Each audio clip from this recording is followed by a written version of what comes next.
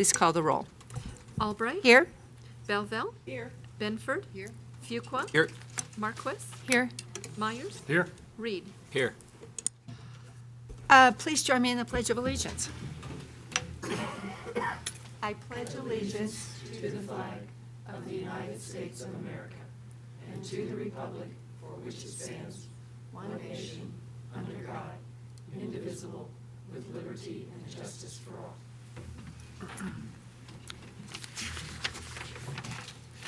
I'd like to briefly read the vision of the Boulder Valley School District, which we approved last spring.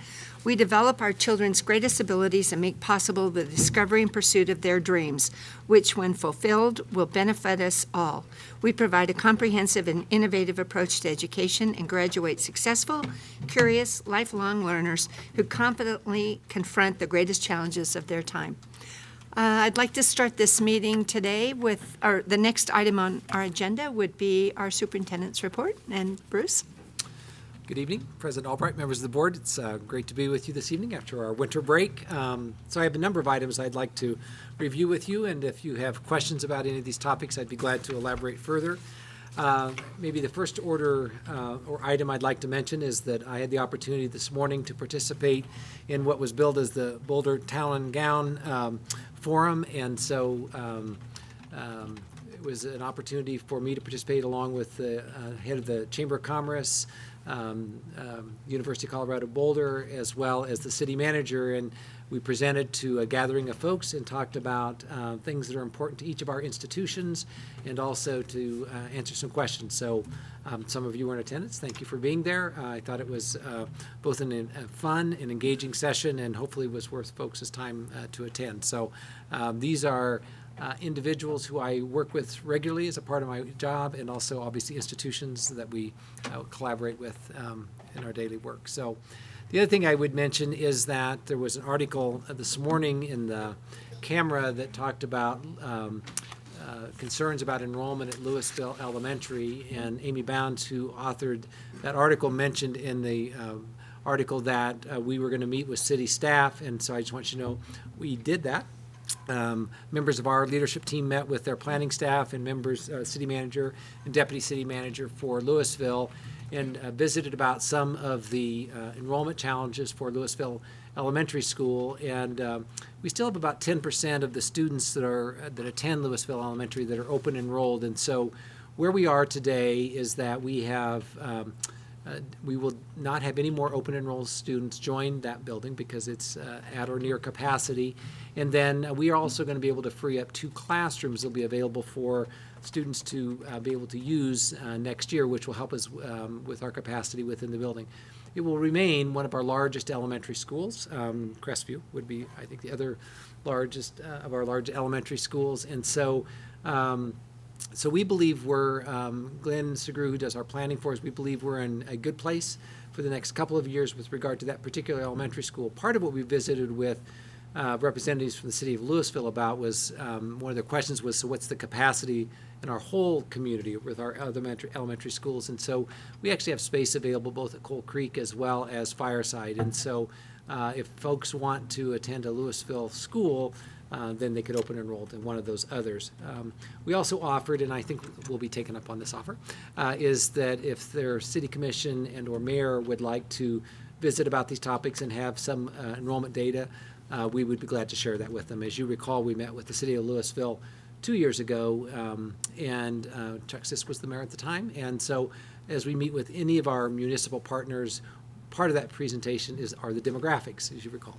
And so refreshing that information for Louisville might be helpful for them as they are asked by the community questions about trends and patterns and those kinds of things. So we'll follow up with the city council and the mayor and provide the information they would like to have, and obviously continue to communicate with the community there.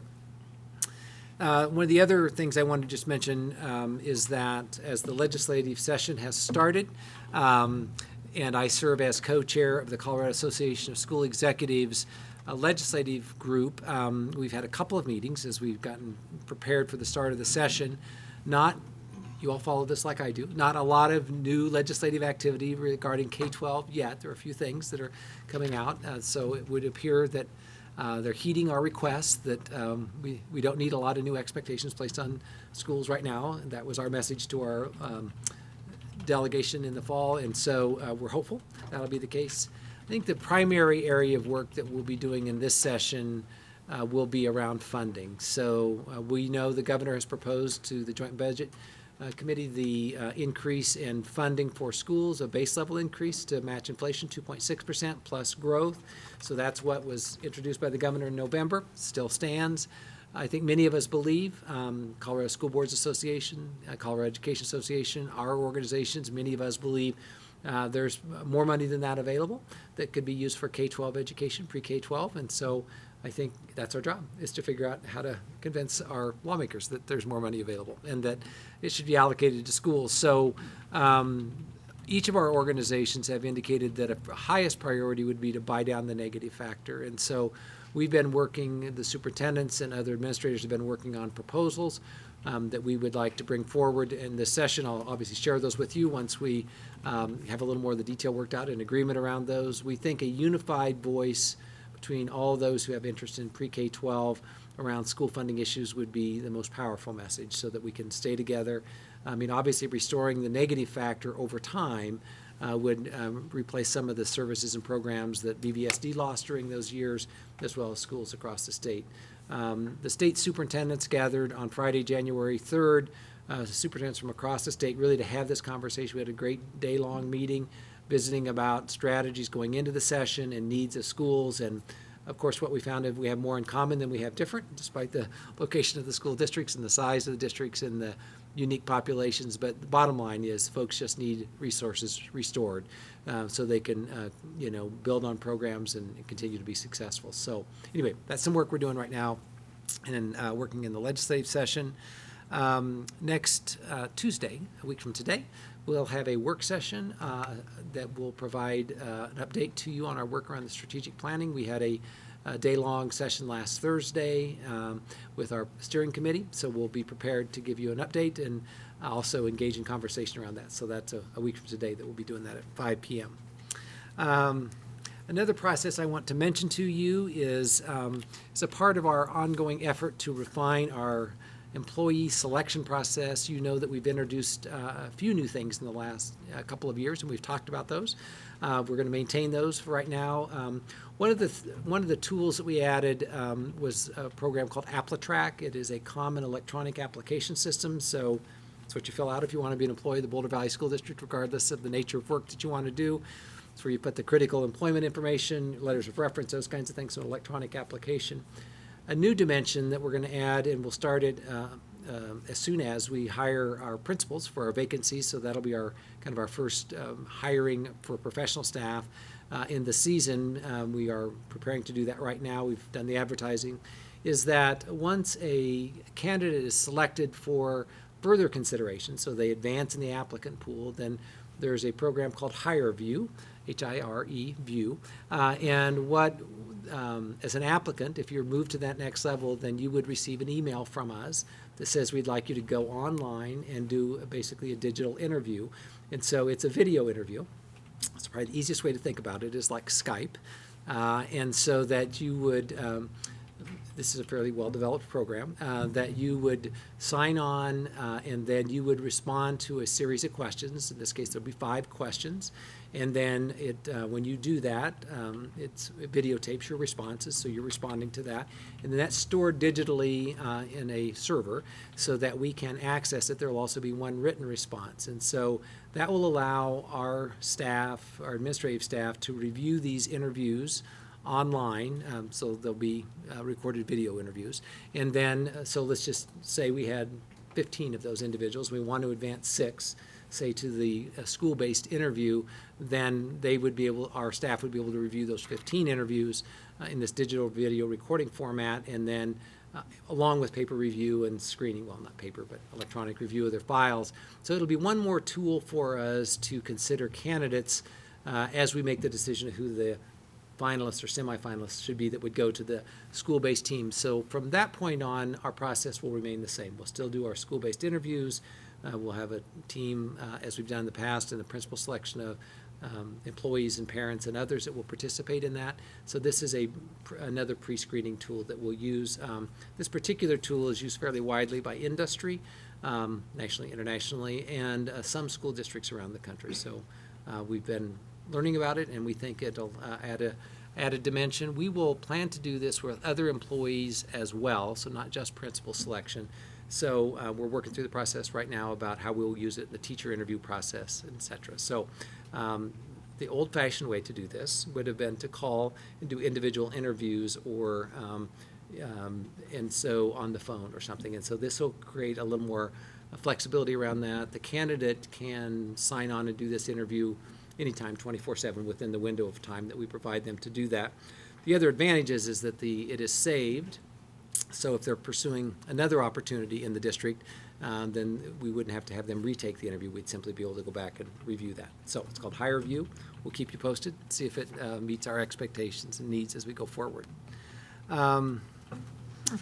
The other area I wanted to mention briefly is that we had an opportunity to visit with Senator Johnston right before the holiday break. Senator Johnston had reached out to us and asked if we would be willing to visit with him about educator effectiveness, how things are going for us with the implementation of Senate Bill 191. So we had a number of staff, teacher leaders, principal or administrative leadership that have been working on educator effectiveness. So we had a nice conversation with him. We're able to provide him an update on work that we're doing and the work that's ahead of us. We'll also have a work session on that in the near future for the board around that. And so I think the takeaway was for us in our communication with Senator Johnston was that we're feeling pretty good about the work we're doing. We're making good progress. We might not be quite on the timeline, but we're making good progress. And a couple of areas that we know that we'll be challenged by. One is how to exactly use that 50% achievement piece. A worry for us about how to put that all together, but not just us. Districts across the state are worrying about that, trying to figure it out. The other would be just as we identify areas that professional staff want to improve upon, having adequate resources to provide high-quality professional development. And so, we're working on that, trying to secure those dollars in our district. But really, with the budget shortfalls over the years, that's really been an area that's been underfunded in the state and our district as well. So we left him with those messages, and we'll see if any of that plays out during this upcoming legislative session. So anyway, that concludes my report, and I'd be glad to answer any questions.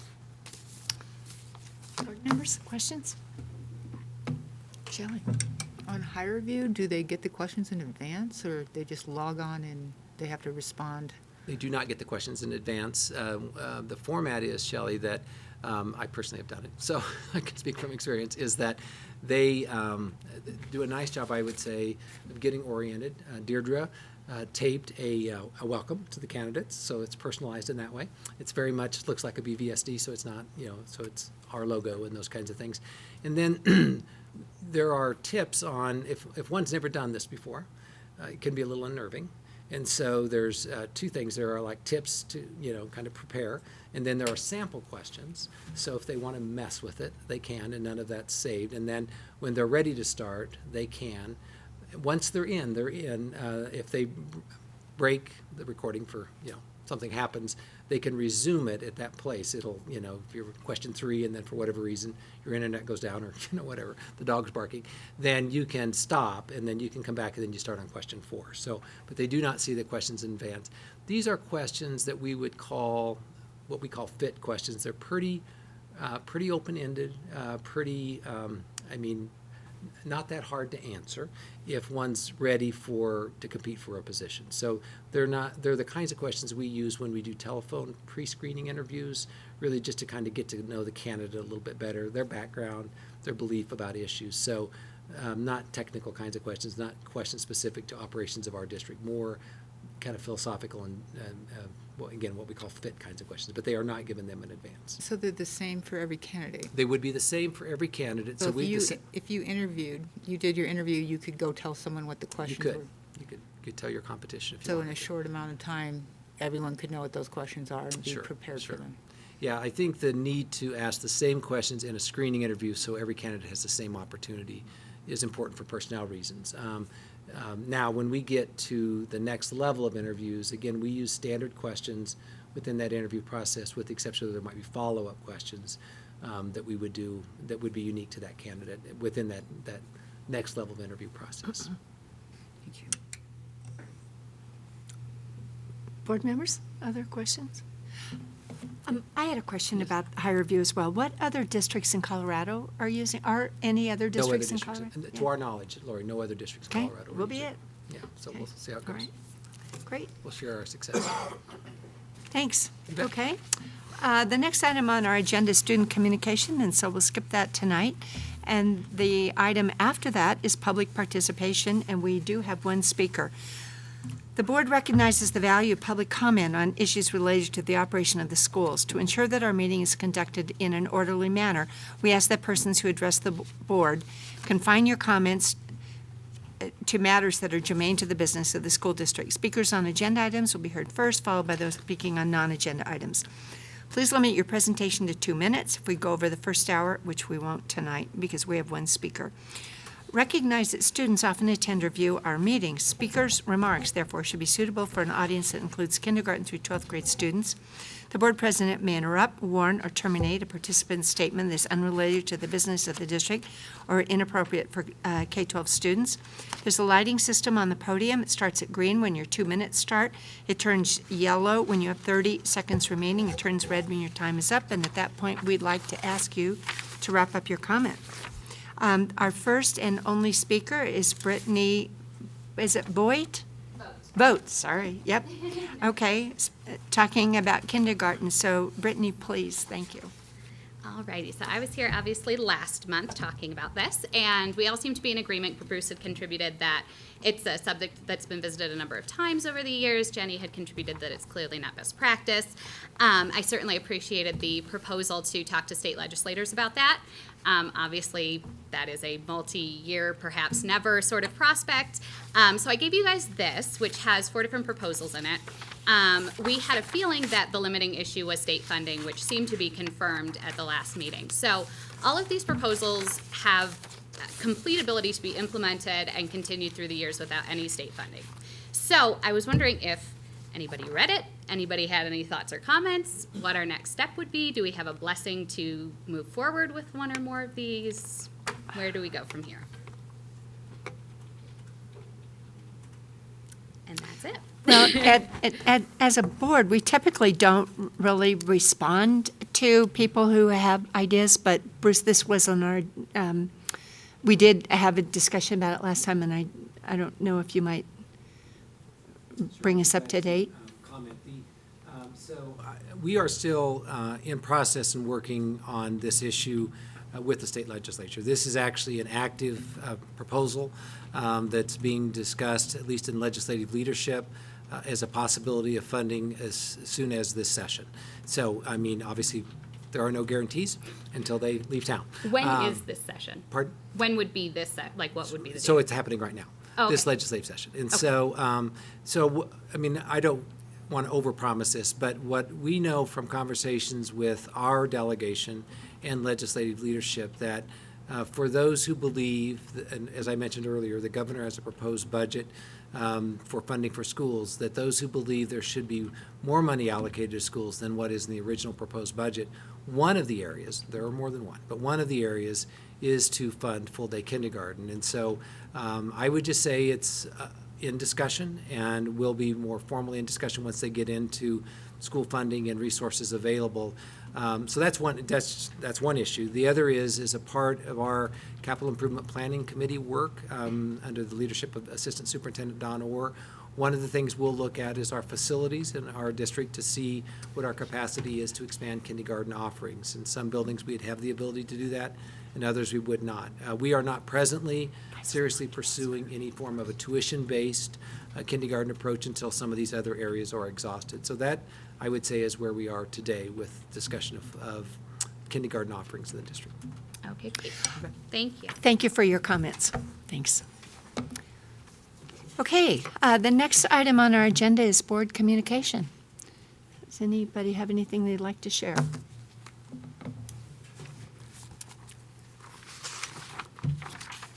It's a quiet group.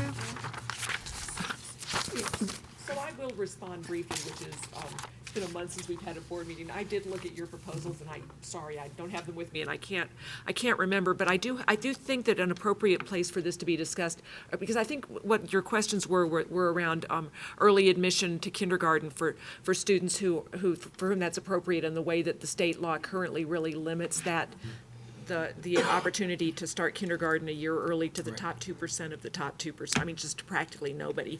And so, but I would think that some of your proposals, I mean, we're going through a strategic planning process now, and one of the issues that should be addressed is the way we offer services to our talented and gifted students. So I think that if I were you, I would keep an eye on that process, because that process will come back to the board with recommendations, and to the staff with they'll just come back with recommendations on how all these things ought to be handled. And so perhaps that'll be addressed. I mean, so those kinds of concerns will be addressed as part of the overall whole issue. But thank you for I do remember it, I just can't respond specifically. And then I'd like to thank you for your participation in the Town and Gown discussion this morning. I was actually, 4 of us were there, so Shelley was there, and Tina and Lori and I were there. And it was an interesting conversation, and one of the things that I found really heartening was the sort of level. It was clear to me that, and I think we all know this as board members anyway, that there's already a lot of collaboration going on among the 4 entities, the Chamber of Commerce, the university, the city, and in all of our communities actually, and the school district. So that was the level of cooperation going on, and the agreement, and the amount of support in our community for public education, I think was really heartening. So thanks for participating in that.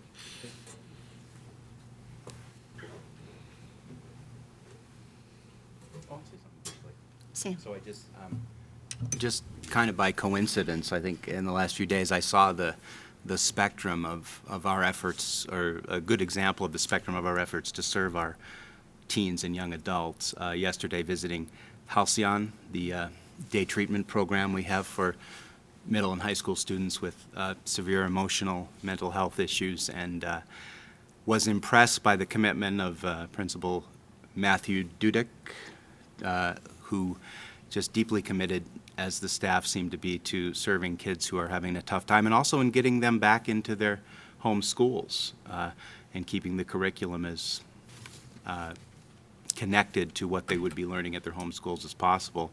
And then a couple days before, Tina and I visited what is one of our largest and I think most complicated high schools, Boulder High. And I'm again impressed by the level of effort that goes into connecting with the diverse population there and improving the climate for all kids. So just an observation that I think we do some great work at the smallest possible level. That's like 23 or 24 kids at Halcyon, and then a school with some 1,900. So a glimpse for me of those 2 ends of the spectrum, which was, I think, important. And would encourage you to check in with Halcyon if you haven't yet. It's a really meaningful program and an important one, tucked away there in Martin Acres. So.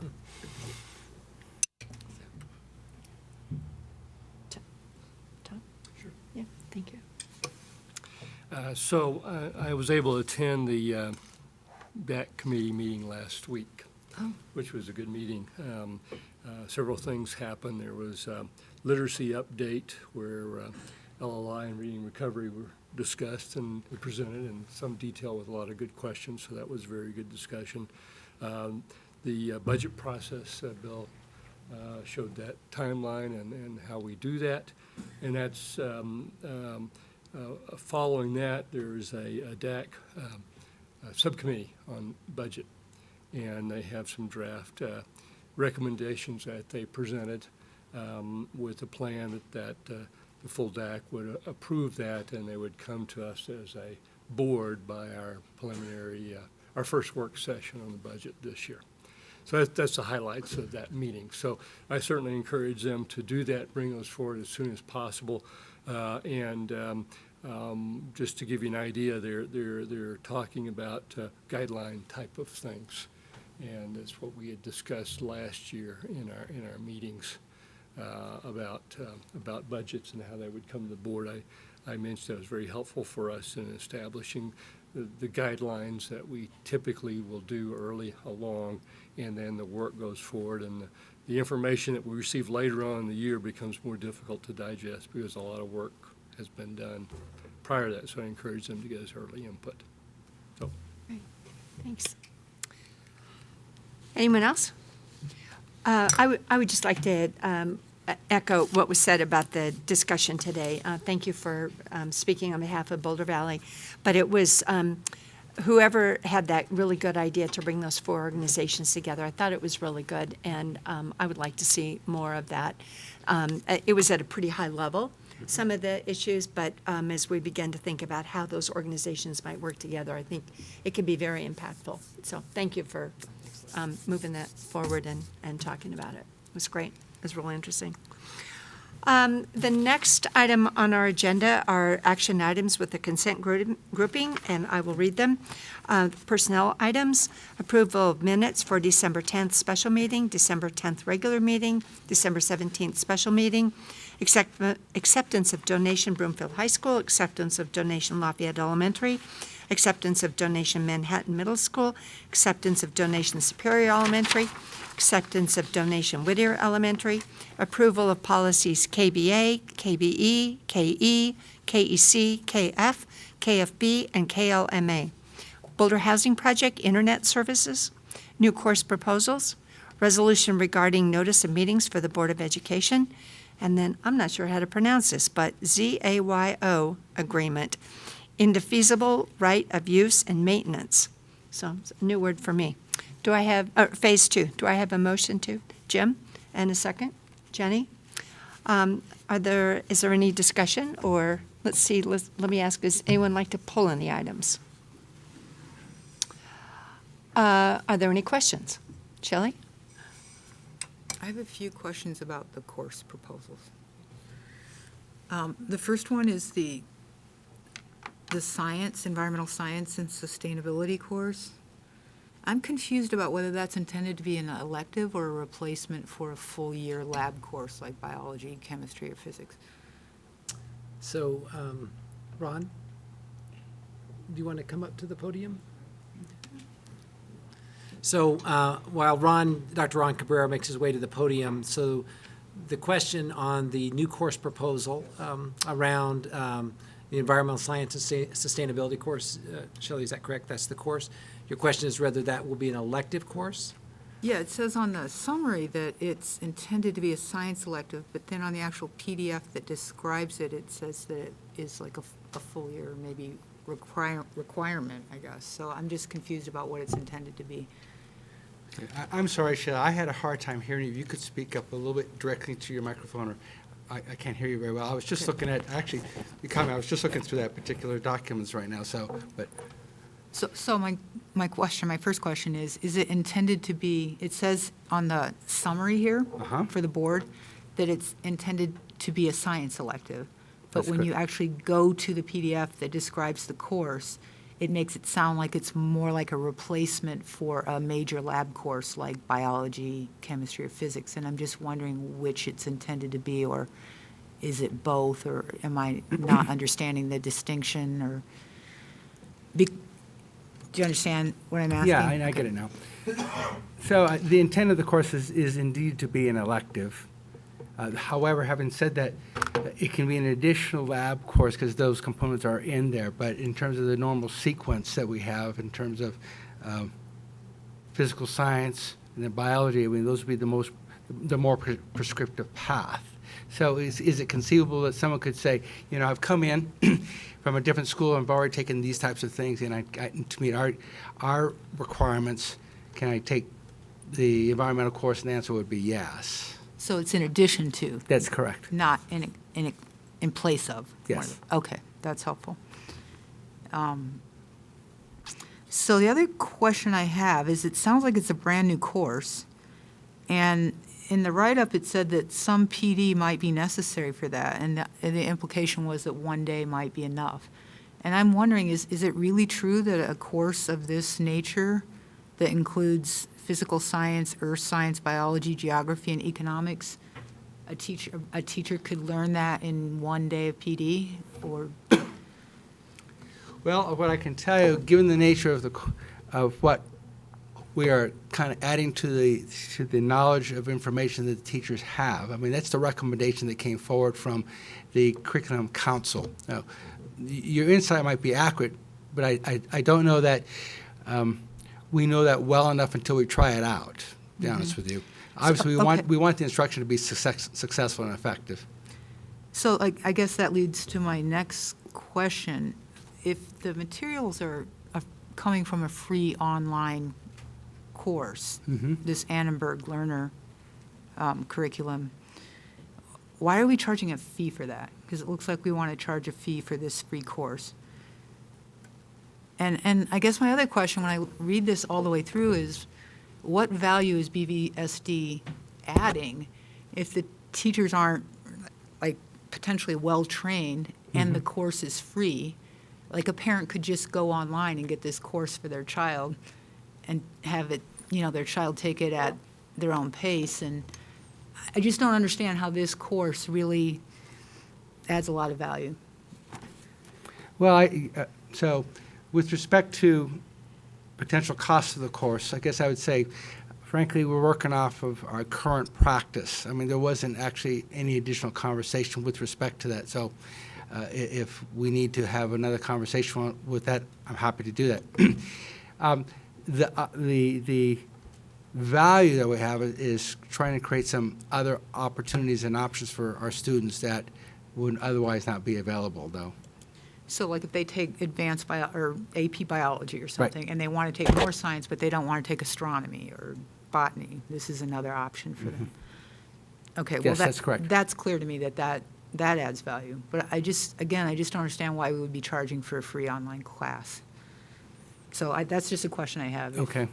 And then I think, I looked on the Annenberg website for this course just to see if I could get some kind of handle on what the syllabus would be for it, and I couldn't find it anywhere.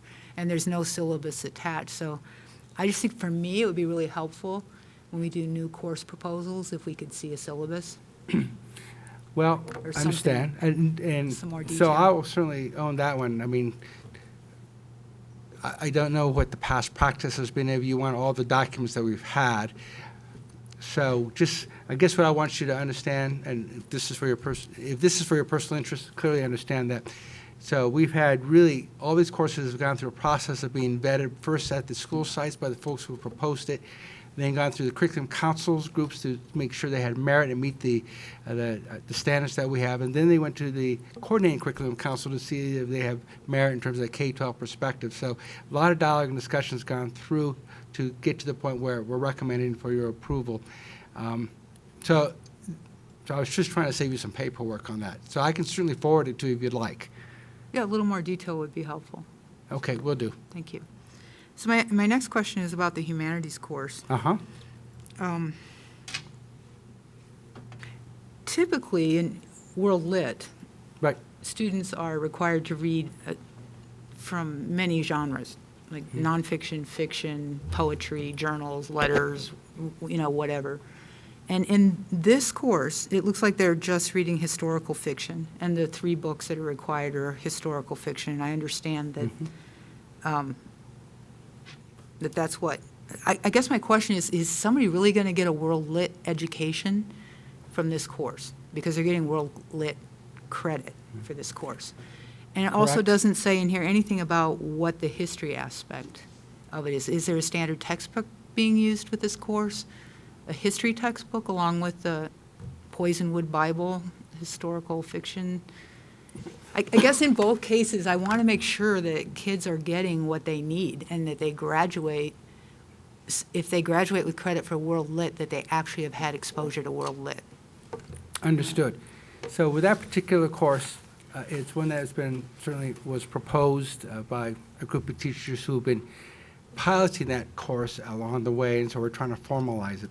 So I guess what I want to do is certainly allay your concern about whether the students would get the appropriate type of both education and rigor behind it that I think you're seeking. And so it's been, again, it was vetted actually by two different content area groups with respect to that particular course. And frankly, it met muster in terms of what we were expecting. So that speaks to, I think, that the course and the rigor behind it and meeting the outcomes that we would have in terms of educational outcomes. I can speak less in terms about the fees. Those have been kind of existing practice. So I didn't look at that, to be honest with you, in terms of my final review. So again, it would be helpful to have something that says, here's what they'll be reading in this class. I'm sorry, say again? It would be helpful to have something that says, here's what they'll be reading, here's Yes, what they'll be okay. generally doing in these classes. Right. And the reason I think it's important is because there are a lot of trade-offs in this district. Yeah. You know, there are other courses that people are clamoring to have. And so these ought to be the ones that we think are absolutely the most valuable for our kids. I agree with you, Mrs. Benford. I guess I'd say, actually, what we've done, try to do this year is actually be very thoughtful about what courses that we approved. And so there has been a practice, in fact, in the past to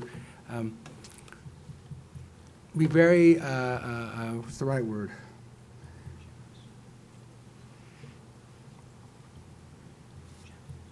Sorry, I'm just trying to think how I might phrase this just right.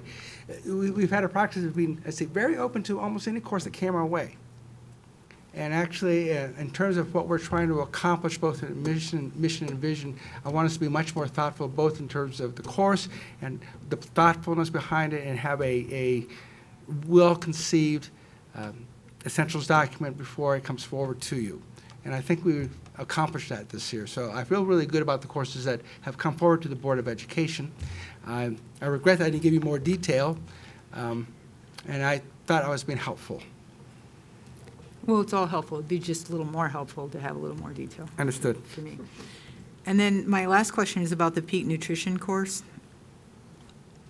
I get the second half about nutrition, but the first semester it says covers real-world issues going on in teens' lives today.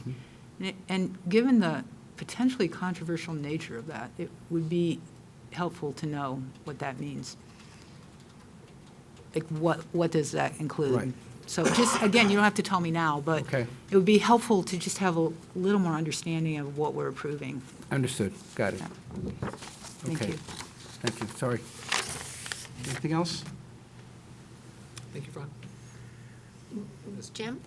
Oh, go ahead. I just have a question for Shelley, because I've sort of been looking this over, and I don't know where the fee, I'm a little puzzled about the fee. Did you go into the PDF that they sent, Well, that they yes. attached? Yes. I guess I'm just not seeing it. It's not a huge deal, but I sort of scrolled down and I didn't notice it at the time, and I don't notice it now. Do you know what the fee is? Anybody know? Off the top of my head, no. I could certainly bring that information back to you if you'd wish. It's under 6B. Oh.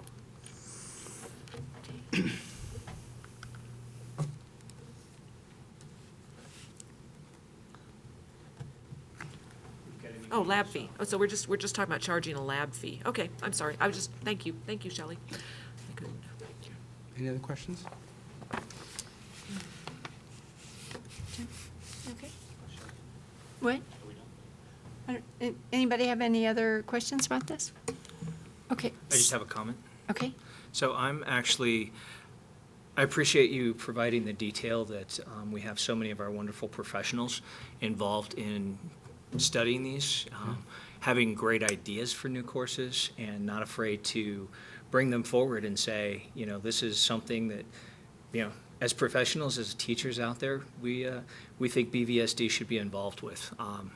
I always appreciate seeing the courses come forward every year. This year I have particular interest in the aerospace engineering program.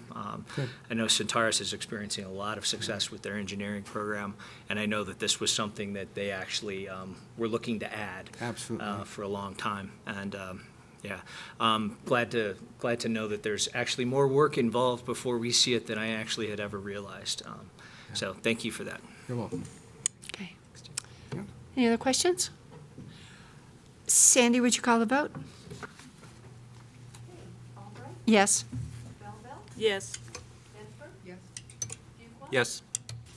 Yes. Yes. Yes.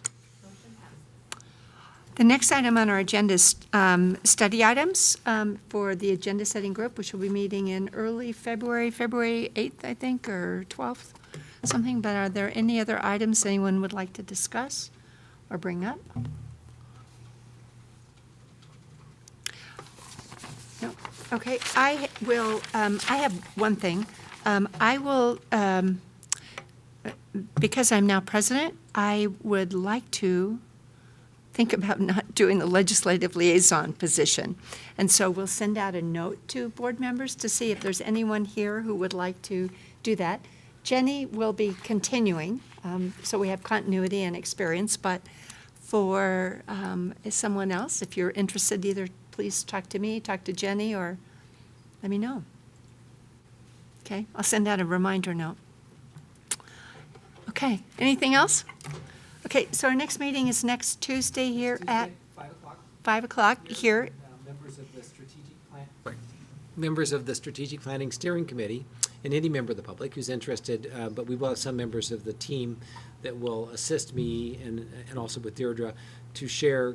We'll start with just an update of where we are with the strategic planning process, and then we'll structure it in a way we really want to engage in a conversation with the board members about that work and make sure we're on the right path and what our next steps will be. So we're looking forward to the conversation, and we kind of switch the order, and then following that on the 28th, I guess it would be, is when we'll work on the superintendent's evaluation. That, if you've been following calendar, those were flip-flopped. So we, in board planning, agenda planning, we chose to turn those around. So anyway, that'll be our single work session topic next week will be the strategic planning process. So we'll look forward to the conversation. So will the topic be on the public It agenda? is. So, because I'm looking at mine and it doesn't say. We're working on that. Okay. The topic listed for the 21st for next week, is it on the website? It is. It's just stating a strategic plan. There are no attachments to that, but I posted that a week ago. Okay, I just don't see it on mine, Well, that's so. because I think you're logged into the. Because I'm logged in, I'm different, I'm logged in as me and not as the public, okay. Well, but it's there, but I think right now you're just logged in under the 14th board meeting. I can show you after the meeting. where Okay, that's that's, at. I actually will take your word for it, because Yeah, you're no, we usually were right about that. trying to stuff. get, Yes. it up just so, but we just wanted to post it early. We didn't have much description about what yet, but we're having a planning session. Since we moved it up a week, we're having a planning session on Friday. So if we have some advanced materials that we think will be helpful to you, not just busy work, we'll send them to you in advance. Otherwise, Great, yeah. we'll walk you through them with you on Tuesday. Okay, Right. great. Okay, well, thank you, and thank you, Sandy Brosen, our iTech crew in the back here who's helped us with this new board docs process. So we seem to have gotten through the first meeting, okay. Yeah, so Works of the if bugs. there's nothing else, this meeting is adjourned. Thank you. Thank you.